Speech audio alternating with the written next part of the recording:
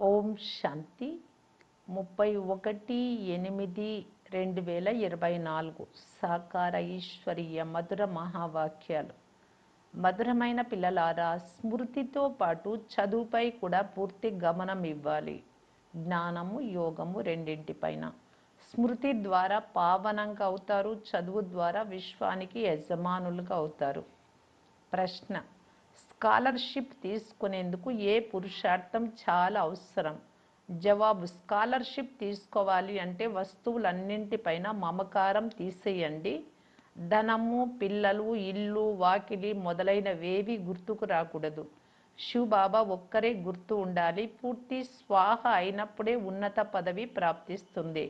మేము ఎంత పెద్ద పరీక్షలో పాస్ అవుతాము అని బుద్ధిలో నశ ఉండాలి. మాదెంత గొప్ప చదువు, చదివించేవారు స్వయం దుఃఖహర్త సుఖకర్త అయిన తండ్రి.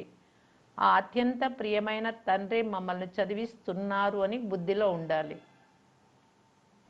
ఓం శాంతి. ఆత్మిక తండ్రి ఆత్మిక పిల్లలకు అర్థం చేయించి చదివిస్తున్నారు అంటే పిల్లలకి ఎంత నశ ఉండాలి.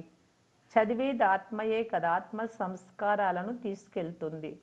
శరీరం అయితే బూడిదైపోతుంది. కావున తండ్రి కూర్చొని పిల్లలను చదివిస్తారు.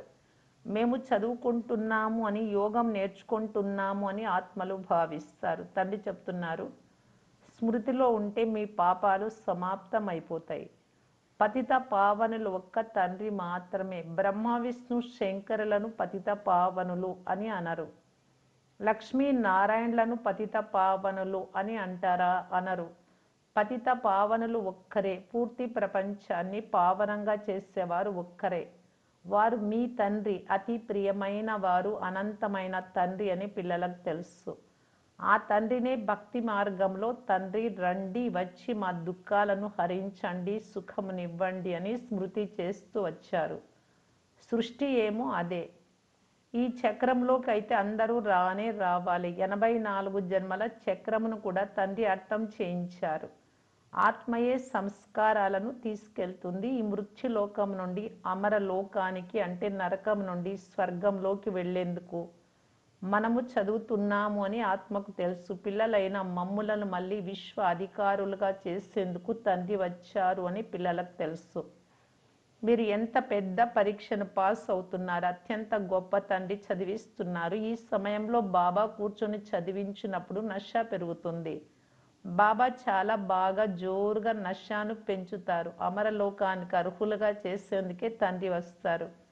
ఇక్కడ ఎవ్వరూ అర్హులుగా లేనే లేరు. అర్హులైన దేవతల ముందుకు వెళ్ళి మనము తల వంచి నమస్కరించే వారిమని మీకు కూడా తెలుసు. ఇప్పుడు బాబా మళ్ళీ మనల్ని పూర్తి విశ్వానికంతా అధికారులుగా చేస్తారు. మరి ఈ నశ స్థిరంగా ఉండాలి కదా. ఇక్కడ ఉంటే నశ పెరిగి బయటకు వెళ్ళగానే తగ్గిపోవడము ఇలా అవ్వరాదు. బాబా మేము మిమ్మల్ని మర్చిపోతామని పిల్లలు అంటారు. మీరు పతిత ప్రపంచంలో పతిత శరీరంలో వచ్చి మమ్మలను చదివిస్తారు, విశ్వానికి యజమానులుగా చేస్తారు. పిల్లలైన మీరు విశ్వ చక్రవర్తి పదవి అనే చాలా పెద్ద లాటరీ తీసుకుంటారు. కానీ మీరు గుప్తంగా ఉన్నారు. కావున ఇటువంటి శ్రేష్టమైన చదువుపై చాలా మంచి గమనం ఇవ్వాలి. కేవలం స్మృతి యాత్రతో పని జరగదు. చదువు కూడా అవసరం. 84 జన్మల చక్రంలో ఎలా తిరుగుతాం, ఇది కూడా బుద్ధిలో తిరుగుతూ ఉండాలి. బాబా చాలా జోరుగా నశ పెంచుతారు అని మీకు తెలుసు. మీ అంత గొప్పవారిగా ఎవ్వరూ అవ్వలేరు. మీరు మనుషుల నుండి దేవతలుగా అవుతారు. విశ్వ అధికారులుగా మీరు తప్ప ఇంకెవరైనా అయ్యారా? క్రైస్తవులు ప్రపంచానికంతా అధికారులుగా అవ్వాలి అని ఎంతగానో ప్రయత్నించారు, కానీ అవ్వలేకపోయారు. ఎందుకంటే నియమానుసారంగా మీరు తప్ప విశ్వానికి యజమానులుగా ఎవ్వరూ అవ్వలేరు. తయారు చేసే తండ్రి కూడా ఉండాలి. అలా చేయించే శక్తి బాబాకు తప్ప ఇతరులెవ్వరికీ లేదు. పిల్లలైన మీకు చాలా మంచి బుద్ధి ఉండాలి. జ్ఞానామృతపు డోస్ ఎక్కిస్తూ ఉంటారు.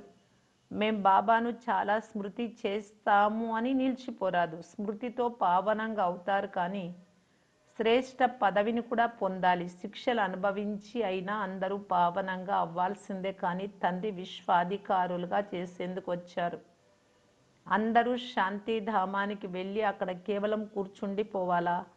అక్కడ కూర్చుండిపోయేవారు దేనికి పనికిరారు. స్వర్గంలో వచ్చి రాజ్యం చేసేవారే వివేకవంతులు. మీరు స్వర్గ చక్రవర్తి పదవిని తీసుకునేందుకే ఇక్కడికి వచ్చారు. మీకు చక్రవర్తి పదవి ఉండేది కానీ మాయ లాక్కునేసింది. ఇప్పుడు మళ్ళీ మాయ రావణుడిపై విజయాన్ని పొందాలి. విశ్వ అధికారులుగా మీరే అవ్వాలి. మీరు రావణ రాజ్యంలో వికారులైపోయినందున మీకు ఇప్పుడు రావణుడిపై జయమును కలిగిస్తున్నారు. అందుకే మనుషులను కోతితో పోలుస్తారు. కోతులు చాలా వికారీగా ఉంటాయి. దేవతలైతే సంపూర్ణ నిర్వికారులు. ఈ దేవతలే 84 జన్మల తర్వాత పతితులుగా అయ్యారు. తండ్రి చెప్తున్నారు, మీ చేతిలో ఉన్న ధనము, పిల్లలు, మీ శరీరము మొదలైనవి ఏవైతే ఉన్నాయో వాటన్నిటి నుండి మమకారాన్ని తొలగించాలి. ధనవంతులైతే ధనం కొరకు మరణిస్తారు. పిడికిట్లో ఉన్న ధనం వారిని వదలదు. రావణుడి జైలులో పడి ఉన్నారు. కోటిలో ఎవరో ఒక్కరే వెలువడి అన్ని వస్తువులపై మమత్వాన్ని తొలగించుకొని వానరము నుండి దేవతలుగా అవుతారు. షావుకారు మనుషులంతా గొప్ప గొప్ప లక్షాధికారులుగా ఉన్నారు. పిడికిట్లో ధనం పట్టుకొని ఉన్నారు. దానిలోనే వారి ప్రాణం ఉంది. వారికి రోజంతా మహల్లు, అంతస్తులు, పిల్లలు మొదలైన వారే గుర్తుకొస్తూ ఉంటారు. వారి స్మృతిలోనే మరణిస్తారు. తండ్రి చెప్తున్నారు, చివరిలో మరి ఇతర ఏ వస్తువు గుర్తుకు రాకూడదు. కేవలం నన్ను ఒక్కరినే స్మృతి చేస్తే జన్మ జన్మల పాపం నాశనం అవుతుంది. షావుకార్ల ధనమంతా మట్టిలో కలిసిపోతుంది. ఎందుకంటే పాపపు సంపాదన కదా, అది ఉపయోగపడదు. తండ్రి చెప్తున్నారు, నేను పేదల పెన్నిధిని, పేదవారిని ధనవంతులుగా, ధనవంతులను పేదవారిగా చేస్తాను. ఈ ప్రపంచం పరివర్తన అవుతుంది కదా. నా వద్ద ఇంత ధన సంపదలు ఉన్నాయి, ఏరోప్లేన్ ఉంది, వాహనాలు ఉన్నాయి, మహల్లు ఉన్నాయి అని ధనపు నశ ఎంత ఉంటుంది. అప్పుడు తండ్రి స్మృతిలో ఉండాలి అని ఎంత ప్రయత్నించినా, తల కొట్టుకున్నా స్మృతి నిలవదు. అందుకు చట్టం ఒప్పుకోదు. కోటిలో ఎవరో ఒక్కరే వెలువడతారు. ఇక ధనమునే గుర్తు చేసుకుంటూ ఉంటారు. తండ్రి చెప్తున్నారు, దేహ సహితంగా ఏమేం చూస్తున్నారో వాటన్నింటినీ మర్చిపోండి. ఇందులోనే చిక్కుకొని ఉంటే ఉన్నత పదవి పొందలేరు. బాబా పురుషార్థం అయితే చేయిస్తారు కదా. మీరు నరుని నుండి నారాయణుడిగా అయ్యేందుకు వచ్చారు. అందుకు పూర్తి యోగం ఉండాలి. శివబాబా తప్ప ఇతర ఏ వస్తువు, ధనము, పిల్లలు మొదలైనవేవి స్మృతికి రానప్పుడే శ్రేష్ఠ, అతి శ్రేష్టమైన స్కాలర్షిప్ తీసుకోగలరు. శ్రేష్టమైన బహుమతి పొందగలరు. వారు విశ్వశాంతి కొరకు సలహానిస్తే వారికి నయా పైసాకు విలువైన పథకాలు, మెడల్స్ లభిస్తాయి. అందులోనే సంతోషిస్తూ ఉంటారు. ఇప్పుడు మీకు ఏ బహుమతి లభిస్తుంది? మీరు విశ్వానికి అధికారులుగా అవుతారు. కేవలం 5-6 గంటలు స్మృతిలో ఉండినంత మాత్రాన ఈ లక్ష్మీనారాయణలుగా అవుతారు అని కాదు. చాలా శ్రమ పడాలి. ఒక్క శివబాబా స్మృతి మాత్రమే ఉండాలి. అంతేకాక చివరిలో ఇతరమేది స్మృతి రాకూడదు. మీరు చాలా చాలా గొప్ప దేవతలుగా అవుతున్నారు. మీరే పూజ్యులుగా ఉంటారు. మళ్ళీ మాయ పూజారి పతితులుగా చేసేసింది అని తండ్రి అర్థం చేయించారు. జనులు మిమ్మల్ని ఇలా అడుగుతారు, మీరు బ్రహ్మను దేవతగా భావిస్తారా లేక భగవంతునిగా భావిస్తారా? బ్రహ్మను భగవంతుడని మేము చెప్పము అని వారికి చెప్పండి. మీరు వచ్చి అర్థం చేసుకోండి. మీ వద్ద చాలా మంచి మంచి చిత్రాలు ఉన్నాయి. త్రిమూర్తి, సృష్టి చక్రము మరియు కల్పవృక్ష చిత్రాలు అన్నింటికంటే ఫస్ట్ క్లాస్ చిత్రాలు. ప్రారంభంలో కూడా ఈ 2 చిత్రాలు ముఖ్యమైనవి. ఇవే మీకు చాలా పనికి వస్తాయి. విదేశాలకు మీరు లక్ష్మీనారాయణల చిత్రం తీసుకెళ్తే వాటి ద్వారా జ్ఞానంను ఎవ్వరూ తీసుకోలేరు. అన్నింటికంటే ముఖ్యమైన చిత్రాలు త్రిమూర్తి, సృష్టి చక్రము మరియు కల్పవృక్షం. ఇందులో ఎవరెవరు ఎప్పుడు వస్తారు, ఆది సనాతన దేవి దేవత ధర్మం ఎప్పుడు సమాప్తం అవుతుంది, మరియు ఏక ధర్మ స్థాపన ఎవరు చేస్తారు, ఇవన్నీ చూపించారు. ఇతర ధర్మాలన్నీ సమాప్తం అయిపోతాయి. అందరికంటే పైన శివబాబా ఉన్నారు. తర్వాత బ్రహ్మ నుండి విష్ణువు, విష్ణువు నుండి బ్రహ్మగా అవుతారు. దీని వివరణ ఇవ్వబడుతుంది కదా. అందుకే చిత్రాలను తయారు చేసి సరిపోతే సూక్ష్మవతనం కేవలం సాక్షాత్కారాల కొరకు ఉంది అని భావించాలి. తండ్రి మొదట సూక్ష్మవతనాన్ని, తర్వాత స్థూల వతనాన్ని రచిస్తారు. బ్రహ్మ దేవత కాదు కానీ విష్ణువు దేవత. అర్థం చేయించేందుకు మీకు సాక్షాత్కారం చేయిస్తారు. ప్రజాపిత బ్రహ్మ అయితే ఇక్కడ ఉన్నాడు కదా. బ్రహ్మ జతలో బ్రాహ్మణుల నుండి దేవతలుగా అయ్యే వారు కూడా ఉన్నారు. దేవతలైతే అలంకృతులుగా ఉంటారు, వీరిని ఫరిస్తాలని అంటారు. సూక్ష్మ దేవతలై వచ్చి మళ్ళీ దేవతా పదవిని పొందుతారు. గర్భ మహల్లో జన్మ తీసుకుంటారు. ప్రపంచం మారుతూ ఉంటుంది, పోను పోను మీరంతా చూస్తూ ఉంటారు. మంచి శక్తిశాలురుగా అవుతారు. ఇక కొద్ది సమయం మాత్రమే మిగిలి ఉంది. మీరు నరుని నుండి నారాయణుడిగా అయ్యేందుకు వచ్చారు. ఫెయిల్ అయితే ప్రజలుగా అవుతారు. సన్యాసులు మొదలైన వారు ఈ విషయాలను అర్థం చేయించలేరు. రాముడి గౌరవాన్ని అయితే పూర్తిగా తీసేశారు. రామ రాజా రామ ప్రజ అని పాడతారు. మరి అక్కడ అటువంటి అధర్మపు విషయం ఎలా ఉంటుంది? ఇవన్నీ భక్తి మార్గంలోని విషయాలు. అందుకే అసత్య మాయ, అసత్య శరీరం అని గాయనం ఉంది. మాయ అని పంచవికారాలని అంటారు. ధనాన్ని మాయ అని అనరు. ధనాన్ని సంపద అని అంటారు. మాయ అని దేనిని అంటారో కూడా మనుషులకు తెలియదు. ఈ విషయాలు తండ్రి మధురాతి మధురమైన పిల్లలకు అర్థం చేయిస్తారు. తండ్రి చెప్తున్నారు, నేను పరమాత్మను, మిమ్మలను నాకంటే ఉన్నతంగా విశ్వానికి యజమానులుగా చేస్తాను. మీరు చదువుతున్నారు, ఇది ఎంత శ్రేష్టమైన చదువు. మనుషుల నుండి దేవతలుగా చేస్తున్న వారి కర్తవ్యం వర్ణనాతీతం. దేవతలు సత్యుగంలో ఉంటారు, మనుష్యులు కలియుగంలో ఉంటారు. మీరిప్పుడు సంగమ యుగంలో కూర్చొని మనుషుల నుండి దేవతలుగా అవుతున్నారు. ఎంత సహజంగా తెలియజేస్తున్నారు. తప్పకుండా పవిత్రులుగా అవ్వాలి. అనేక మంది ప్రజలను కూడా తయారు చేయాలి. కల్పకల్పము సత్యుగంలో ఉండాల్సిన ప్రజలను మీరు తయారు చేస్తారు. సత్యుగం ఒకప్పుడు ఉండేది, ఇప్పుడు లేదు, మళ్ళీ అవుతుంది. ఈ లక్ష్మీనారాయణులు విశ్వానికి యజమానులుగా అవుతారు. చిత్రాలు అయితే ఉన్నాయి కదా, తండ్రి చెప్తున్నారు, ఈ జ్ఞానం మీకు ఇప్పుడే ఇస్తున్నాను, తర్వాత ప్రాయలోపం అవుతుంది. తర్వాత మళ్ళీ ద్వాపరయుగం నుండి భక్తి ప్రారంభమై రావణ రాజ్యం వస్తుంది. ఈ సృష్టి చక్రం ఎలా తిరుగుతుందో మీరు విదేశాలలో కూడా అర్థం చేయించవచ్చు. ఇతర ధర్మాల వారితో లక్ష్మీనారాయణ చిత్రానికి సంబంధం లేదు. అందుకే ఈ త్రిమూర్తి మరియు కల్పవృక్ష చిత్రాలు ముఖ్యమైనవని బాబా చెప్తున్నారు. ఇవి చాలా ఫస్ట్ క్లాస్ చిత్రాలు. వృక్షము మరియు సృష్టి చక్రము చిత్రాల ద్వారా ఏ ఏ ధర్మం ఎప్పుడు వస్తుంది, యేసుక్రీస్తు ఎప్పుడు వస్తారు అని అర్థం చేసుకుంటారు. సగం సూర్యవంశము చంద్రవంశస్థులైన మీరు ఉంటారు. మిగిలిన సగంలో ఆ ధర్మాలన్నీ వెలువడతాయి ద్వాపరయుగం నుండి. ఇది 5000 సంవత్సరాల ఆట. జ్ఞానము, భక్తి, వైరాగ్యం. జ్ఞానము పగలు, భక్తి రాత్రి, తర్వాత మళ్ళీ బేహద్దు వైరాగ్యం కలుగుతుంది. ఈ పాత ప్రపంచం సమాప్తం అవుతుందని మీకు తెలుసు కనుక దీనిని మర్చిపోవాలి. పతిత పావనులు ఎవరు, దీనిని కూడా రుజువు చేయాలి. పతిత పావన సీతారామాని రాత్రింబవళ్ళు పాడుతూ ఉంటారు. గాంధీ కూడా గీతను చదివేవారు. వారు కూడా హే పతిత పావన సీతారామ అని పాడేవారు. ఎందుకంటే సీతలైన మీరంతా వధువులు కదా, బాబా వరుడు. తర్వాత మళ్ళీ రఘుపతి రాఘవ రాజారాం అని పాడతారు. రాజా రాముడు అనగా త్రేతాయుగ రాముడు. విషయం అంతా చాలా తికమక చేసేసారు. అందరూ చప్పట్లు తట్టుతూ పాడుతూ ఉంటారు. నేను కూడా పాడుతూ ఉండేవాడిని. 1 సంవత్సరం ఖాదీ వస్త్రాలు మొదలైనవి ధరించాను.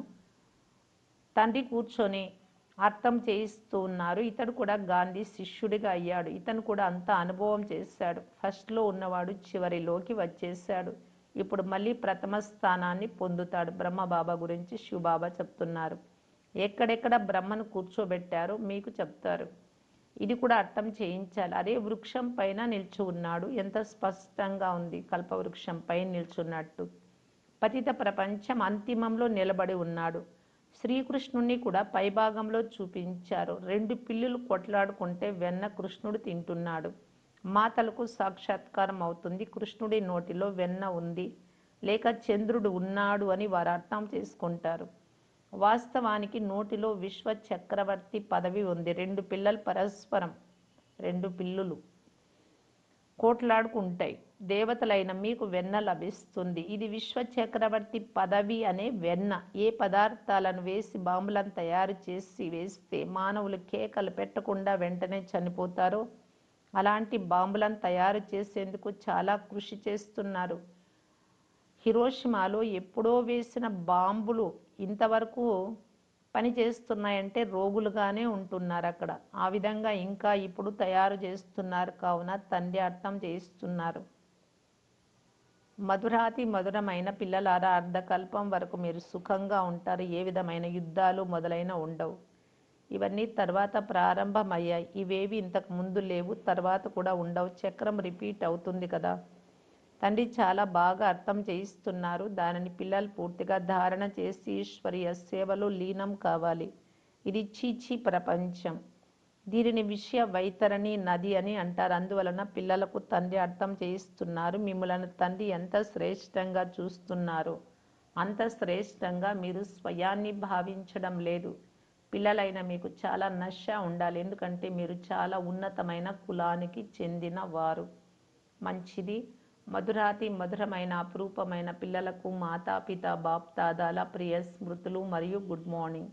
ఆత్మిక పిల్లలకు ఆత్మిక తండ్రి నమస్తే. ధారణ కొరకు ముఖ్య సారం. ఫస్ట్ పాయింట్, తమ బుద్ధిని స్వచ్ఛంగా చేసుకునేందుకు ప్రతిరోజు జ్ఞానామృతాన్ని తీసుకునే పరిమాణమును, డోసును పెంచుకోవాలి. స్మృతితో పాటు చదువుపై కూడా తప్పకుండా పూర్తి గమనం ఇవ్వాలి. ఎందుకంటే చదువు ద్వారానే ఉన్నత పదవి లభిస్తుంది. సెకండ్ పాయింట్, మనం అత్యంత ఉన్నతమైన కులానికి చెందిన వారము.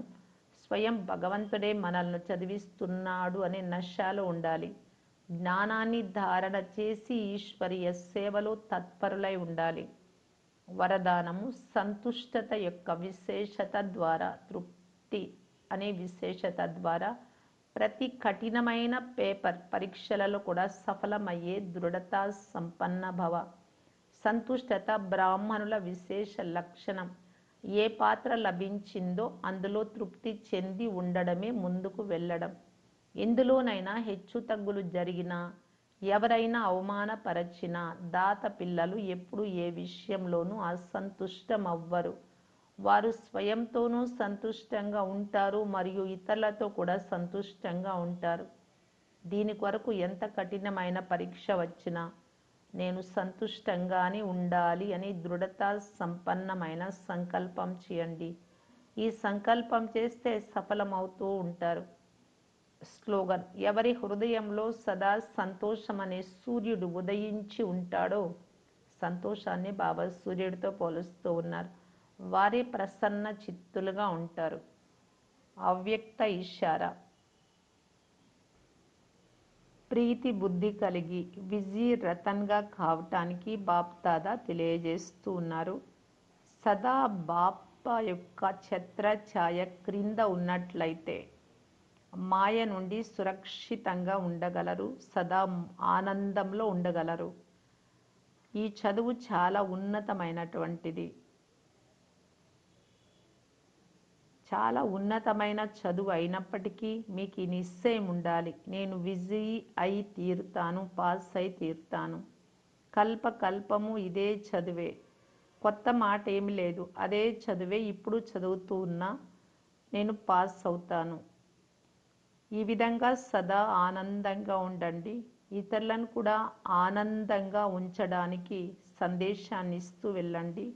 మనస్సా మహాదాని అయ్యి శక్తుల యొక్క దానం చేస్తూ వెళ్ళండి.